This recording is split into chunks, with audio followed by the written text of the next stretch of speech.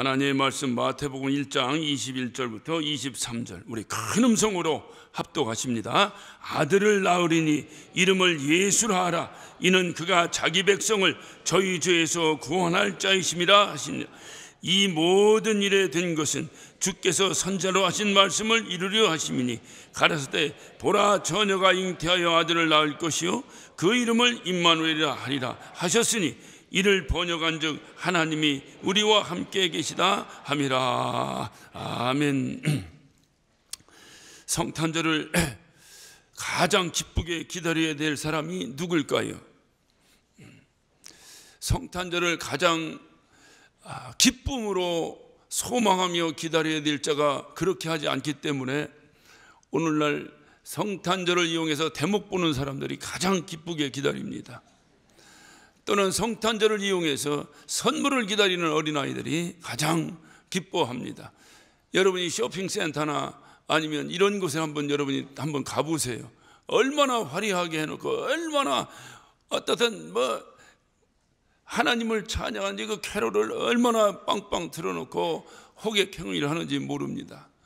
그들이 진정 왜 메리 크리스마스가 되어야 하는 것을 알지 못하면서도 메리 크리스마스가 딱 써놓고 많은 사람들을 이제 현혹하기도 하고 대목을 즐기기도 합니다.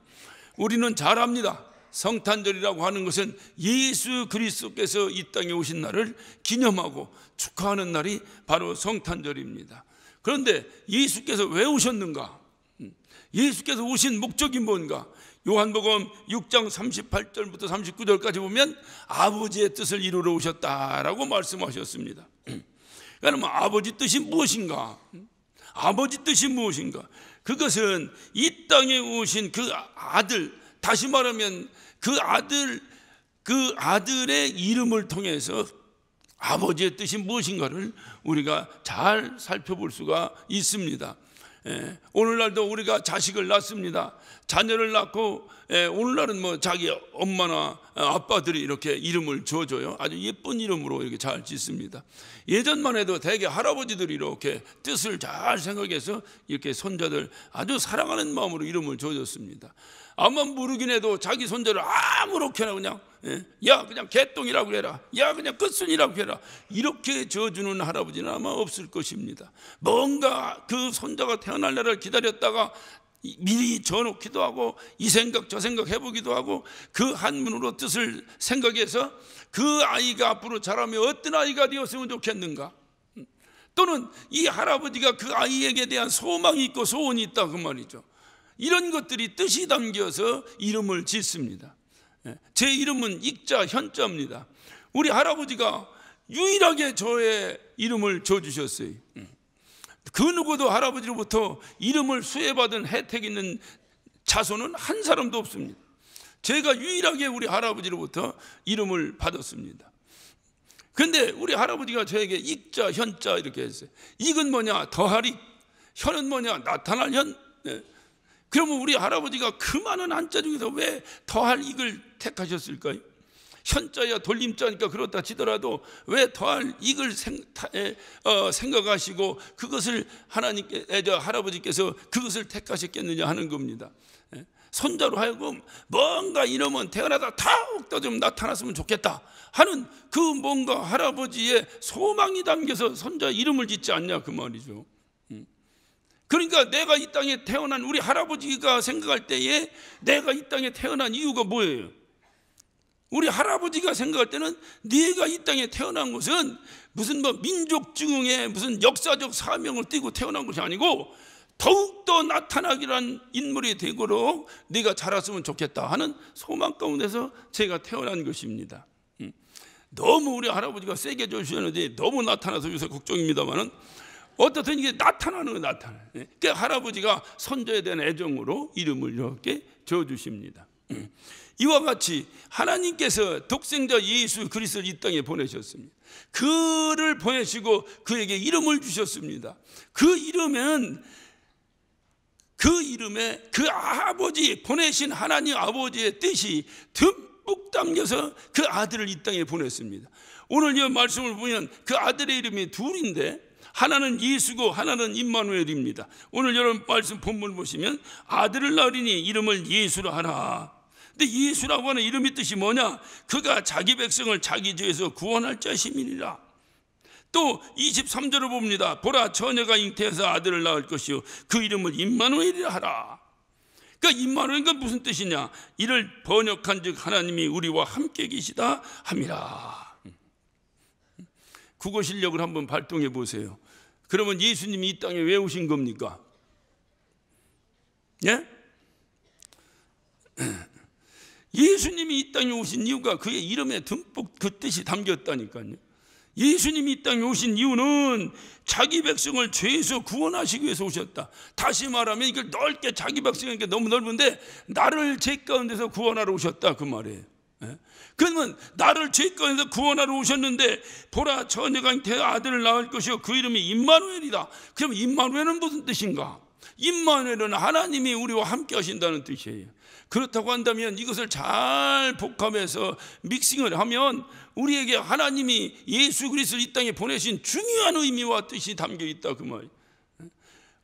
우리는 모두 죄인입니다. 그래서 마귀의 휘하에서 평생토록 죽기가 두려워 종로 달 수밖에 없던 그러한 죄인인데, 이런 죄인을 하나님께서 당신 아들을 보내셔서 우리의 죄를 사하시고 그리고 우리와 영원토록 함께 하시기 위해서 그의 뜻을 이루시기 위해서 예수 그리스도를 이 땅에 보내셨다는 거예요. 그러니까 우리가 하나님과 영원토록 함께 하는 것, 이것이 하나님을 가장 기쁘시게 하는 일이, 그것이 바로 뭐냐? 그것이 아들을 보낸 하나님의 뜻이기 때문에 그렇습니다. 우리가 이 땅에 살아갑니다. 살아가면서 여러 가지 이유들이 있을 수 있어요. 그러나 중요한 것은 내가 죄사함 받았다. 그럼 왜 하나님께서 아들을 보내서 십자가에 못 박혀 죽으시면서까지 내 죄를 사해 주셨는가? 왜 내 죄를 사해 주신 거예요? 에? 영생하라고? 왜 영생하라는 겁니까? 주님 말씀하셨잖아요. 내가 너에게 임마누엘 하기 위해서다. 너와 영원토록 함께하고 싶어서다 그 말이. 다시 묻습니다. 왜 나를 살려주셨습니까? 하나님이 영원토록 함께 하시고 싶으셨어요. 나 죽으라고 나를 영원히 살려주신 것이 아니에요. 나 뭐 하라고 하신 것이 아니고 하나님 기쁘시려고 당신 아들을 보내셔서 나를 죽음에서 살려주시고, 왜 살려주셨냐고 물으니 그분이 대답하시는 거예요. 내가 너와 영원토록 함께하고 싶어서 그렇다는 거예요. 그렇다고 한다면 오늘날 우리가 신앙생활 가장 잘하는 것이 무엇이겠어요? 첫째는 죄사함 받는 거예요. 그리고 하나님과 영원히 함께하는 거예요. 하나님과 영원히 함께해서는 절대적 조건이 있어요. 그것은 바로 거룩함입니다. 거룩하지 않고는 누구도 하나님과 함께할 수가 없어요. 그렇기 때문에 우리가 날마다 회개하는 거예요. 회개라는 건 나의 거룩성을 유지하는 건 유지. 그 날마다 주님 앞에 잘못했습니다. 잘했어도 잘못했고 못했어도 잘못했고 커져 송구스러도 잘못했고, 왜 그렇게 해야 내가 주님 앞에 겸손하게 거룩함을 유지할 수 있다 그 말이. 이런 것이 바로 예수 그리스도가 이 땅에 오신 중요한 이유입니다. 그래서 그분은 왜 함께 하시려고 하는가? 그분은 나와 함께 하시면서 그 기뻐하시는 그 주님, 하나님께서 얼만큼 기뻐하시느냐, 우리가 성경의 스바냐 3장 17절에 보면 우리가 잘 아는 말씀에 찬양을 통해서도 우리가 알아요. 너희 하나님 여호와가 너희 가운데 계시니 그는 구원을 베푸신 전능자시라. 그가 너로 인하여 기쁨을 이기지 못하시며 너를 잠잠히 사랑하시며 즐거이 부르며 기뻐하시리도다. 우리를 바라보시면서 기쁨을 이기지 못하신다는 거예요. 우리 하나님께서. 하나님이 왜 우리를 살려주셨을까요? 중간 대목을 다 줄이면 우리를 바라보시고 영원히 우리를 바라보시면서 기쁨 가운데 거하시기 위해서 우리를 살려주신 거예요. 그러니까 내가 누구냐고 물으면 하나님의 유예요. 유. 하나님의 당신입니다. 나를 바라보면 하나님이 기뻐하시나 기뻐해요. 그러니까 내가 하나님을 가장 기쁘시게 하고 하나님을 가장 잘 섬기고 내가 신앙생활 가장 잘하는 중요한 방법이 바로 뭐냐? 하나님을 기쁘시게 해드리는 거예요. 그런데 하나님은 내가 기쁘시게 해드려도 기쁘신 게 아니라 함께만 해주셔도, 함께만 해드려도 하나님은 나를 보고 기뻐하신다는 거예요. 그럼 함께하는 중요한 방법이 뭐냐? 그것은 글쎄 우리의 거룩성이라니까요. 함부로 말하지 말고, 함부로 행동하지 말고, 내가 이 행동을 했을 때 우리 하나님은 기뻐하실까? 아니면 하나님이 서글퍼하실까? 하나님이 나를 보고 기쁨을 이기지 못하시. 어떤 분이 그러잖아요. 저놈을 그냥 눈에 집어넣어도 안 아프다고. 눈에 집어. 하나님이 우리를 그냥 눈에 집어넣어. 그런 하나님 앞에서 내가 기쁨이 된다는 사실이 얼마나 우리에겐 감격이고 기쁨이겠습니까? 그 일을 위해서 예수 그리스도가 이 땅에 오셨다는 거예요. 이 의미를 분명히 한다면 그 아는 그 사람에게 성탄절은 진정한 메리 크리스마스가 되는 것입니다. 장사 잘 돼서 메리 크리스마스가 아니고, 친구들 만나서 방탕하고 술이나 퍼마시고 쾌락이나 즐기기 위해서 메리 크리스마스가 아니고, 오랜만에 소식이나 전하는 소식 전하기 위한 하나의 시즌으로, 그래서 메리 크리스마스가 아니고, 예수께서 오신 중요한 이유인 내가 하나님의 기쁨의 다시 말해 기쁨의 대상이 되었다고 하는 이 자체, 이 의미를 아는 이 사실이, 그렇게 살아가는, 그 의미를 알고 그렇게 살아가는 우리 모두에게 진정한 메리 크리스마스가 되는 것입니다. 제가 설교를 마치고 여러분들 다 나가고 나면 저는 여기서 좀 더 앉아 있습니다. 이유는 우리 성가대 함께 예배를 인도해 너무 고맙고 감사하고 기도해 주느라고 제가 여기 앉아 있다가 기도하고 제가 나갑니다. 여기 앉아 있으면 조그만 꼬마가 또르르 달려와요. 항상 와요. 이제 오늘도 올 거예요. 내가 그 앉아 있으면. 얼마나 이쁜지 몰라요, 이놈이 생긴 게.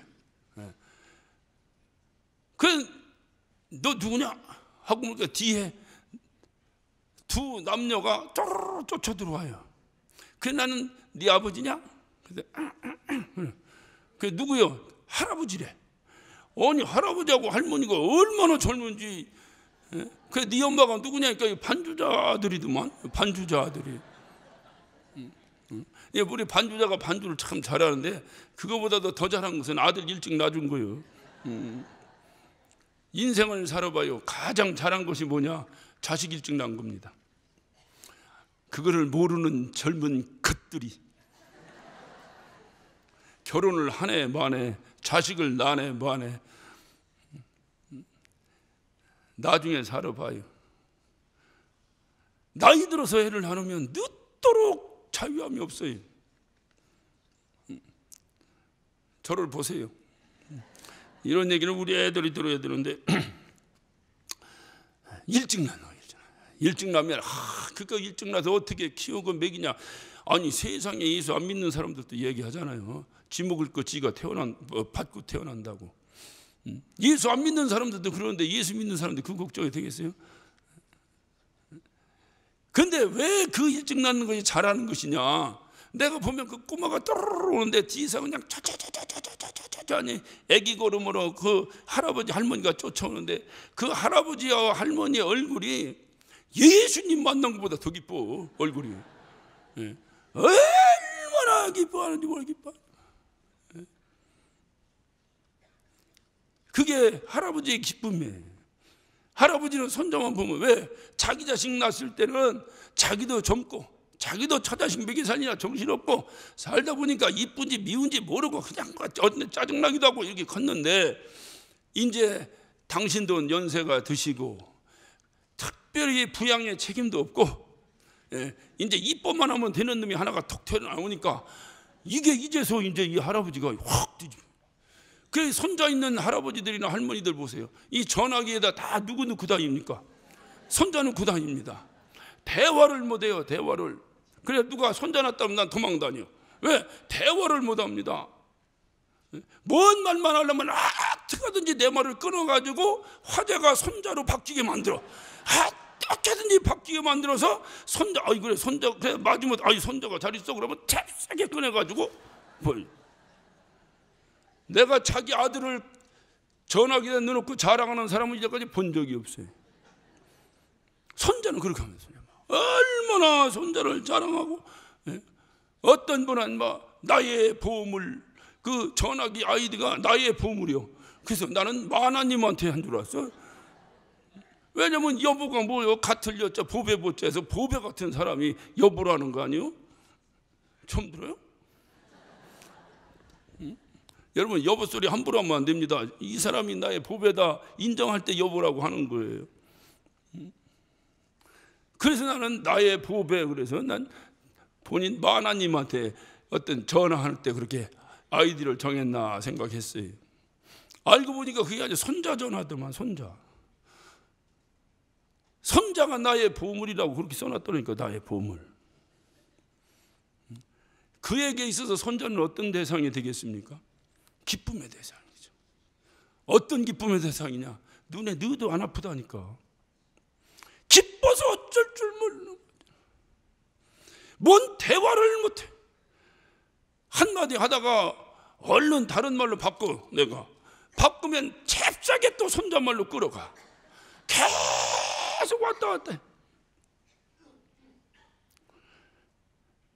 저는 그 모습 속에서 하나님의 모습을 발견했습니다. 야, 우리 하나님이 나를 얼마나, 그것도 손자는 자기 아들 죽여서 얻은 게 아니잖아. 자기 아들 장가들어 얻은 거잖아. 하나님은 나를, 자기 아들을 죽여서 얻은 건데 얼마나 내가 안타깝고 얼마나 나를 이뻐하실까, 얼마나 나를 보며 기뻐하실까. 그걸 안다면 그놈 함부로 살면 되겠습니까? 안 되겠습니까? 그래서 예수 믿고 하나님 말씀이 이렇고 저렇고를 페이론하더라도 하나님이 어떤 분이시며 하나님이 나를 향해서 어떤 마음을 갖고 계신 걸 안다면 여러분, 함부로 살면 안 됩니다. 절대로 세상 사람의 손가락질을 받으면 안 됩니다. 그것은 하나님을 욕되는 일, 세상에서 어른들 하시는 말씀이 아버지 얼굴에 똥칠하는 것입니다. 그분은 나를 아들을 죽이시면서까지 기쁨의 보배로 나를 만들어 놨는데 내가 그분에게 근심거리가 아니라 오히려 그분을 망신시키고 다닌다면 그것은 있을 수 없는 일이에요. 어떤 경우든지 안 돼. 천국이고 지옥이고를 떠나서도 그거는 안 돼. 그래서 예수께서 이 땅에 오신 그 이유에 합당하게 지금 내가 죄사함을 받고 있는가? 그래서 내가 죄사함을 받고, 그래서 지금 내가 그 거룩하신 하나님과 항상 함께 연합해 살고 있는가? 만약에 그렇다면 그에게 이번 크리스마스는 진정한 메리 크리스마스가 될 것입니다. 그러나 만약에 이런 의미가 전혀 없고 예수와 나와 아무 상관이 없다면 그에게 과연 이 크리스마스가 뭐 10번, 100번, 1000번, 10,000번이 온들 그하고 무슨 상관이 있겠느냐 하는 거예요. 오늘날 어떤 시즌을 어떤 상업의 어떤 이용하고 어떤 돈벌이에 이용하고 대목에 어떤 이용해서 그거 돈 벌고 돈 세는 재미로 즐거워한다면 그 즐거움이 하나님의 즐거움과 무슨 상관이 있겠느냐 하는 겁니다. 열심히 땀 흘리며 수고하고 돈 벌고 성실하게 사는 것, 이것을 뭐라고 하는 얘기가 아니에요. 그것보다 더 중요한 것을 놓쳐서는 안 된다는 말씀을 드리는 겁니다. 열심히 살아야죠. 돈 벌 수 있으면 열심히 벌어야죠. 그러나 왜 버냐고 누가 물으면 그 돈 버는 이유를 분명히 답할 수 있어야 합니다. 그 돈 버는 이유를 답변할 수 없다면 왜 돈 벌어? 잘 살려고 돈 벌지. 잘 살아서 뭐하게? 죽지? 그럼 결국 왜 돈 버는 거예요? 죽으려고 환장해서 돈 버는 거예요. 그게 무슨 소용이 있습니까? 그 사람하고. 왜 돈을 버냐고 물으면 내가 이렇게 잘 살고 돈 잘 벌고 하는 것이 하나님이 기뻐하신다니 하는 거예요. 그리고 그렇게 벌어지는 것이 주를 위해서 만약에 내가 쓰임받는다면 그분을 얼마나 더 감격하시고 기뻐하실까. 그래서 우리는 그렇게 살아가는 거예요. 그 기쁨으로 살아가는 거예요. 여러분, 2000년 전에 예수께서 이 땅에 오셨습니다. 2000년 전에 예수께서 이 땅에 오실 때도 여전히 오늘날 우리의 모습과 동일한 모습이에요. 백화점 같은 데다 돈 버느라고 정신없이 어떻든 대목 보느라고 정신없는 그들의 모습이나, 여러분 누가복음 2장 7절에 보면 여관 주인이 나옵니다. 여관, 정확하게 하면 여관이 나오니까 여관이 있으니까 주인이 있겠죠. 그 여관 주인, 그 분주한 여관 주인, 왜 분주합니까? 대목 보느라고 돈 세고 침발로 가면서 돈 세고 있는 그 여관 주인을 한번 떠올려 보세요. 여러분 혹시 빈방 있습니까? 라는 선극을 보신 적이 있습니까? 예전에 우리 여기 대학부에서도 한번 하던데, 성탄절의 대표적인 선극 중에 하나가 빈방 있습니까? 그 빈방 있습니까에 어떤 중요한 대화가 있습니다. 그 빈방 있습니다의 대화를 보면 나레이션이 이렇게 시작됩니다. 호적을 정리하기 위하여 요셉과 마리아가 베들레헴을 방문한다. 그러나 여관은 대목 중 이때에 마리아는 해산기가 있으나 돈이 없다. 비록 돈은 없지만 요셉은 여관을 찾아간다. 그러나 여관은 대목 중 여관 주인은 돈세느라고 정신없다 하면서 짜자잔 하면서 배우가 등장합니다. 요셉, 저희 집사람이 애를 낳으려고 하거든요. 돈이 없는데 어디 빈방이 있습니까? 주인, 이 양반아 돈 없으면 집에 가서 빈대떡이나 부쳐 먹지, 여기가 어디 자선기관 줄 아셔? 요셉, 그래도 급하니 어디 구석진 방이라도 하나 있으면. 주인, 이 사람 귀찮게 구네. 저기 마구간 있으니 거기서 가서라도 나셔. 이것이 빈방이 있습니까? 그 선극 가운데 한 대목입니다. 만약에 이 주인이 그 태어날 아기가 메시아 예수라는 것을 알았더라면 이렇게 했을까? 자기 앞에 찾아온 자가 예수라는 걸 알았더라면 그가 돈 때문에 이렇게 예수를 박대했을까? 참으로 불쌍한 사람입니다. 2000년 전에 예수가 오실 때에 이미 성경은 그 700년 전, 아니 그 전부터 예언을 했습니다. 여러분이 잘 아시지만 창세기 15장에 보면 이미 여인의 후손에 대해서 예언합니다. 여인의 후손이 와서 뱀의 머리를 밟을 것이라고 하시면서 이미 여인의 후손이 이 땅에 올 것을 예언합니다. 그리고 미가서 5장 2절에 보면 그 여인이 누구냐? 그 여인의 후손이 어디에 태어나느냐? 베들레헴에 오실 것을 이미 예언했어요. 미가서는 BC 730년경에 기록된 책입니다. 다시 편하게 말씀드리면 예수님이 이 땅에 오시기 전 약 700년 전에 기록된 책입니다. 그러니까 700년 전에 이미 여인의 후손이 이 땅에 올 것이라는 것이 지금 창세기에 기록됐으니까 그 전에 기록됐고, 미가서에는 700년 전에 그가 베들레헴에 올 것이라는 것을 정확하게 예언했습니다. 그리고 또 이사야 7장 14절에 보면 그는 처녀를 통해서 이 땅에 올 것이라고 분명히 정확하게 예언했습니다. 그리고 그들은 그 메시아를 손꼽아 기다립니다. 그러다가 기다리다 지쳐서 잊어버려요. 그리고 약 400년의 말라기 이후에 예수님 오시기까지 약 400년의 암흑기가 지나갑니다. 이 암흑기 동안에 이들이 누구를 기다렸을까요? 바로 빛으로 오신 예수를 기다립니다. 이 암흑기를 환하게 비춰줄 예수 메시아가 오실 것을 손꼽아 기다립니다. 그가 어디로 오신다고요? 베들레헴으로 온다는 거예요. 그런데 지금 베들레헴의 여관 주인은 뭐하고 있습니까? 그토록 귀가 따갑도록 정확한 예언을 통해서 메시아가 이 땅에 올 것이라는 것이 선포됐음에도 불구하고 돈 세느라고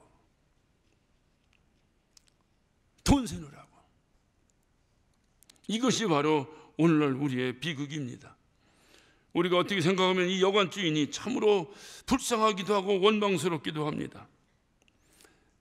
이렇게 예언을 받은 자들이 매도 불구하고 돈 세느라고 정신없는 이런 여관 주인과 같은 이런 예언의 수혜자들 때문에 이런 예언과 전혀 상관없는 자들이 기뻐하고 즐거워하고 태목을 누리고 있다고 말이에요.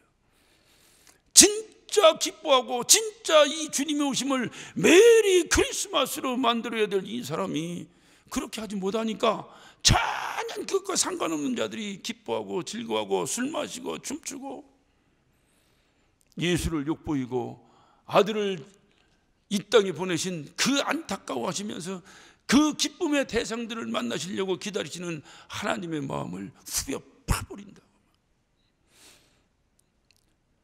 이 의미를 알아야 되는데 이 의미를 모르는 거예요. 땀 흘리며 열심히 수고하고 하는 것이야 누가 뭐라고 하겠냐면서도 그 의미를 알지 못하는 거예요. 못하고 그저 이 성탄절은 그냥 선물이나 받고 어떤 놀고 어떤 무슨 뭐 게임이나 하고 하는 이러한 시간으로 생각해. 정말로 예수 그리스도가 이 땅에 오신 것이 무엇인가 이 의미를 알아야 되는데, 근데 간혹 우리의 마음속에 그런 마음이 있습니다.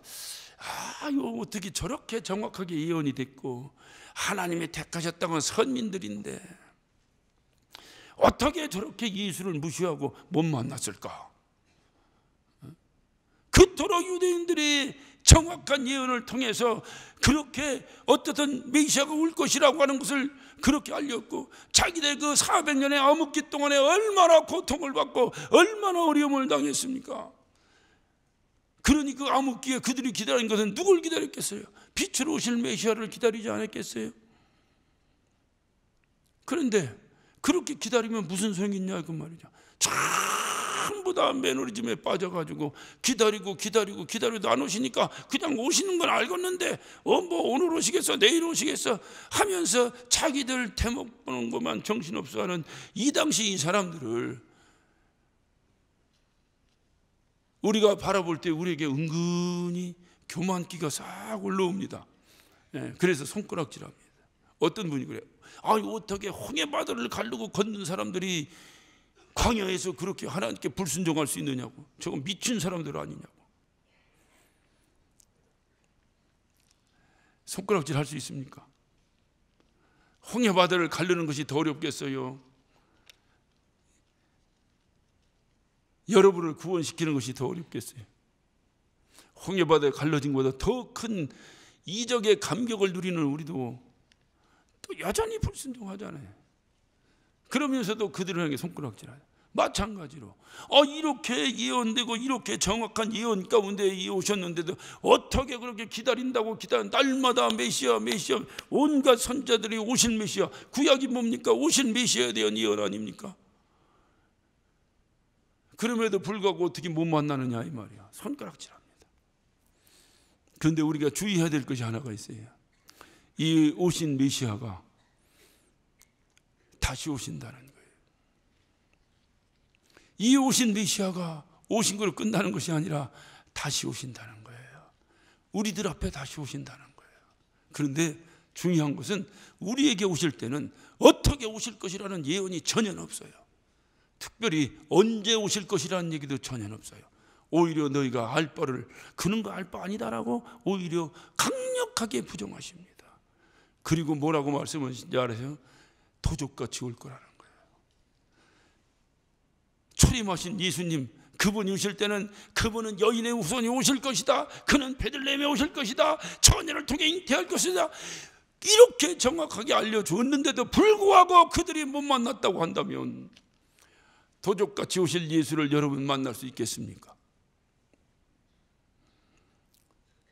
도적같이 오시는 예수를 만날 수 있겠습니까? 어디로 언제 오실지도 알려주지 않는 그분을 우리가 만날 수 있겠습니까? 과연 그분이 다시 오시는 그 순간이 우리에게 진정한 메리 크리스마스가 되겠습니까? 예수 그리스도께서 이 땅에 오셔서 오셔서 내 죄를 사하시기 위해서 오셨어요. 내 죄를 사하시고 나를 거룩하게 하시고 하나님과 연합하게 하시고 날마다 하나님의 기쁨의 대상으로 살아가는 우리 이런 자에게 2000년 전에 오신 예수 그날이 메리 크리스마스, 진정한 메리 크리스마스가 된다면 이런 감격과 이런 체험과 이런 경험이 없는 자에게 과연 도적같이 오시는 예수를 만날 수 있겠느냐 하는 겁니다. 아니요, 절대 만날 수 없을 것입니다. 그러나 주님께서 우리에게 만날 수 있는 방법을 알려주셨는데 깨어 있으라는 거예요. 도적은 깨어 있으면 절대로 도적은 못 들어옵니다.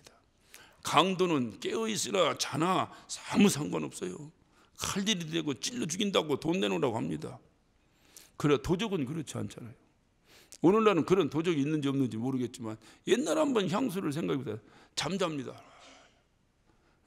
그때는 그렇게 이렇게 뭡니까? 문단속을 심하게 하지도 않아요. 우리 어머니 성격이 좀 찬찬하셔가지고 대충 이렇게 해놓고 옛날에 철사줄 달팽이처럼 이렇게 해놓은 게 있었어요. 그거 가지고 대충 돌려놓습니다. 우리 아버지가 여기까지. 그래 우리 어머니는 주무실 때 꼭 수저 하나를 탁 꽂아놔요. 더 튼튼히 하려고. 그러면 끝이야. 그 도둑놈들이 어떻게 알고 방에 들어옵니다. 잠자는데. 자다가 이 도둑놈이 몰래 들어왔는데 오다가 혹시라도 자는 사람 발이라도 밟아서 그 누구야 하면 놀래서 도망가. 이게 도둑 아니에요? 그러더니 막 정신없이 장롱 뒤지다가 머리맡에 있는 요강단지라도 발로 걷어차는 날이면 놀래가지고 도둑놈이 그냥 혼비백산 도망. 이게 도둑놈이 옛날 도둑놈 아니에요? 그런데 그 도적이 내가 만약에 안 자고 계속 깨어있으면 어떡하겠어요?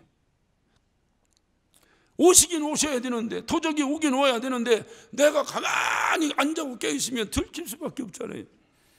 그래서 주님 말씀하시는 거예요. 깨어있으라는 거예요. 깨어있지 않고는 결단코 도적과 졸라를 만날 수가 없다. 만날 수가 없다. 그렇다고 한다면 그분을 손꼽아 기다릴 수 있는 그 힘이 어디서 있을까요? 그것은 초림하신 예수 그리스도가 오신 날, 그날을 기념하며 감사하며 정말로 기뻐서 주님 감사합니다. 이 감사가 넘치며, 왜 감사가 넘치냐고 물으니 주님 당신 때문에 내가 영원한 생명을 얻고 그리고 영원하신 하나님과 영원히 함께 살 수 있다고 하는 이 엄청난 축복과 지금도 주님이 나를 바라보시면서 기쁨을 이기지 못하신다. 말씀을 마치면서 이게 감동이 오네. 이 스바냐 3장 17절 우리 한번 찬양 한번 해볼까요? 여러분의 이 감동이 과연 여러분에게 있는가? 우리 옆 사람 손을 콱 한번 잡으시고 눈을 지그시 감으시고 우리 한번 반주는 필요 없습니다. 우리 그냥 육성을 가지고 우리 한번 찬양 한번 해봅시다. 너희 하나님 여호와가 너희 가운데 계시니 우리 찬양합니다.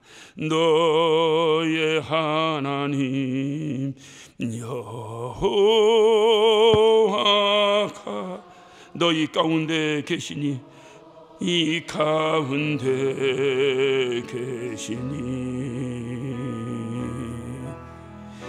그는 구원을 베푸실 전능자 전능자시라. 전능자시 그가 너로 인하여 기쁨을 이기지 못하시며 그가 너로 인하여 기쁨을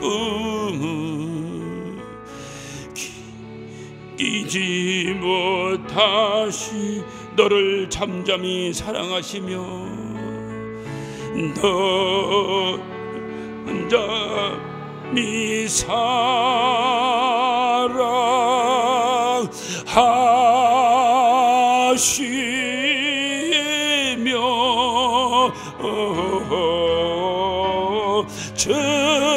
즐거이 부르며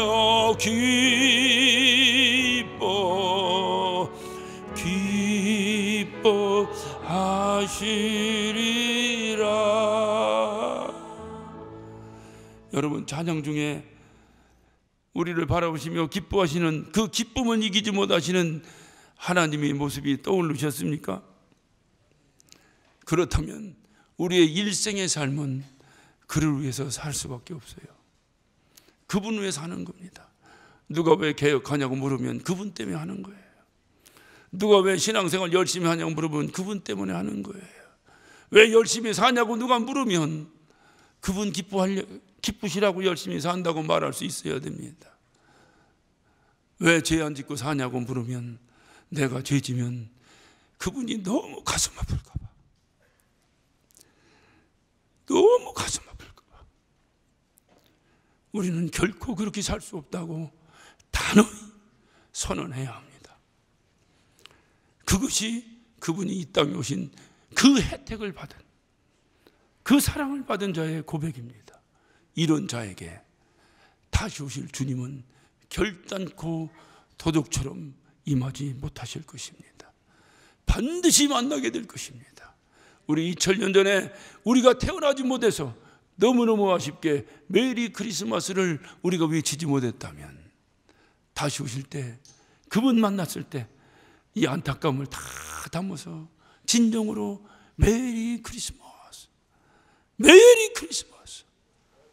이번 성탄절을 통해서 우리에게 꼭 기억해야 될 것은 2019년 우리가 맞이해야 될 이 성탄절, 진정한 메리 크리스마스가 되어서 이 성탄절에 다시 한번 저와 여러분이 깊이 내가 어떻게 살아야 될 것인가, 다시 오실 주님을 내가 어떻게 맞이해야 될 것인가, 정말 그분이 오시는 것이 기쁜가, 정말 그분 오시면 메리 크리스마스가 될 것인가, 우리가 생각해야 될 삶의 목적은 이것 하나입니다. 꼭 이번 성탄절에 깊이 생각하는 저와 여러분 되시기를 예수 이름으로 축원합니다. 메리 크리스마스. 기도하십시다. 오늘 이 시간 우리 다 같이 한 목소리로 기도하실 때에 하나님께서 독생자를 이 땅에 보내셨습니다. 내가 그분, 우리를 만나게 해주시려고 그분을 보내셨습니다. 왜 그분이 우리를 만나려고 할까요? 우리의 죄를 용서하시고 우리를 거룩하게 하사 하나님과 영원히 함께 살게 하시려고 그분은 이 땅에 오셨습니다. 우리는 그분이 그렇게 오신 것이 감사하고 감격이고 기쁨이고, 또 나를 바라보며 기쁨을 이기지 못하시는 하나님을 생각할 때마다 나의 삶을 어떻게 살아야 될 것인가를 다시 한번 정립할 수 있는 그런 크리스마스, 메리 크리스마스. 하나님, 나의 일생의 삶이 이런 삶을 살게 하여 주옵소서. 그러다 주님 오시는 그날, 주님 오시는 그날 우리 한 사람도 빠짐없이 주님을 만나 메리 크리스마스를 외칠 수 있는 우리 모두가 되게 하여 주옵소서. 간절한 마음으로 우리 다 같이 주여 삼창하시고 한 목소리로 기도하십니다.